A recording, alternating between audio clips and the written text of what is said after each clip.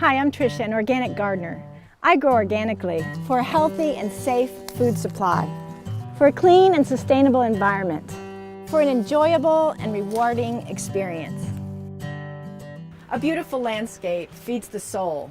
Today we're going to craft an edible landscape that can feed the body too. Many gardeners are removing lawns and replacing them with edible gardens. That's what I'm doing next to this studio shed where I get full sun. There are many edible plants that can be substituted for go-to landscape plants. In fact, there are quite a few landscape plants that, when grown organically, are edible. Most edible plants require full sun. I'll talk about a few that can grow in the shade later on. I've planted citrus and blueberries here in this ornamental bed. Don't think that you have to do exclusively edibles in a landscape.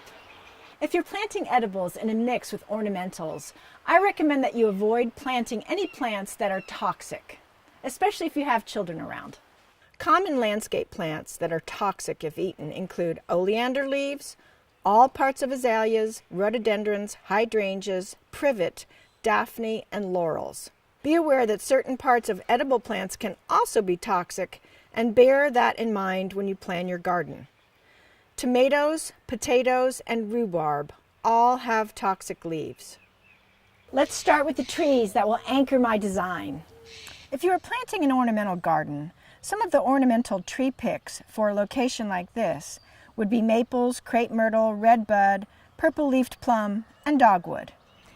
If you want a small tree, a pomegranate is a great choice for the edible garden. Another great option are olive trees. Other options for small edible trees are the Spice Z nectaplum with beautiful purple foliage, or any dwarf fruit trees. I've decided to plant a mandarin tree. The leaves are evergreen and beautifully glossy. The flowers are fragrant, and the mandarins are beautiful. Citrus, especially lemons, can replace laurel as a hedge. Plant them 8 to 10 feet apart and then train them into a hedge-like shape. Pomegranates and olives naturally like to multi-trunk, so they can be pruned back and be used as large shrubs.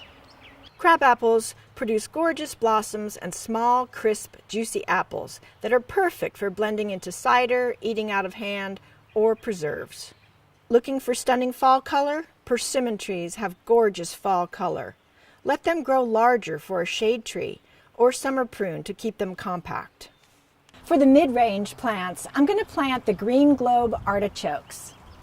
Artichokes have striking silver foliage that will really pop against the dark green leaves of my citrus. The flowers are tasty, but if you leave a few to open, you'll have a super bee attractor. Rhubarb is another great landscape plant with its big, giant green leaves contrasting with the pink or red stalks, and it does pretty well in the shade. If you're looking for a woody shrub, blueberries and currants and gooseberries all work really well, and the bonus is they're native to North America.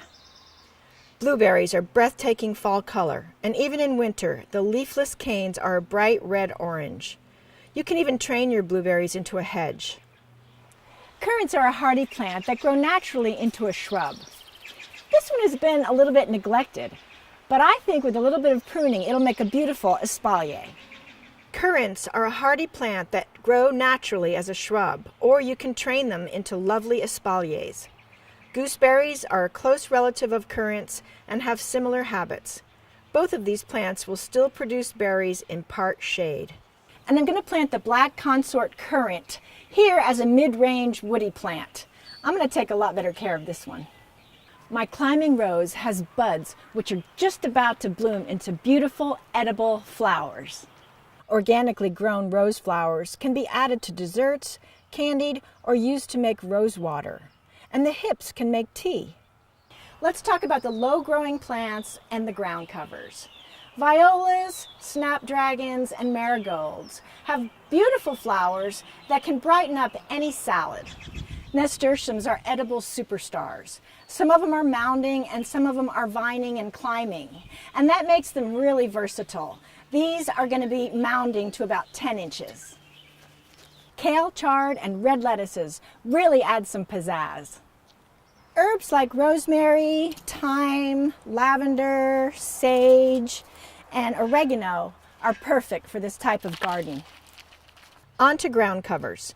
If you like creeping bearberries, think about growing cranberries instead. Cranberries are native to North America, they're evergreen, and they have a low creeping habit, and visually they look very similar to creeping bearberries.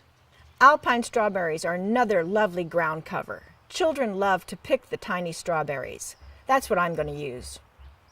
Mint is another great ground cover, but watch out, it really spreads. I planted mine in a smart pot instead of in my edible garden. Creeping thyme is another great ground cover for the edible garden, as well as prostrate rosemary, which is a rosemary that grows in a downward manner and is great for hanging over walls or beds.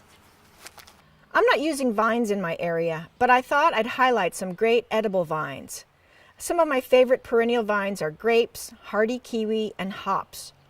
For annual vines, look at peas, beans, cucumbers, and melons. I hope that my dash through edible landscaping has been fun.